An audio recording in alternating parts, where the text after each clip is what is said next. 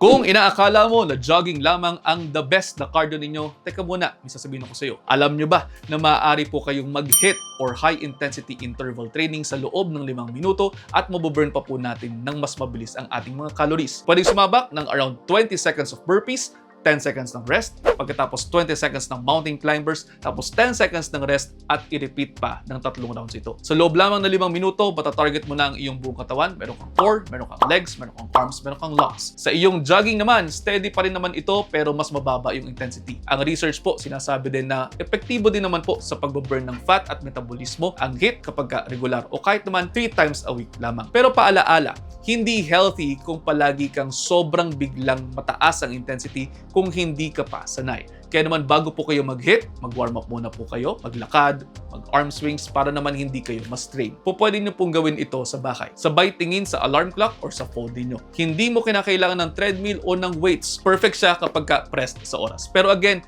ang tandaan po natin, lagi ko sinasabi, gawin po ang exercise na kaya po ninyong gawin. At ayun, almost 1 minute na ata ito. I hope you're all 1 minute wiser.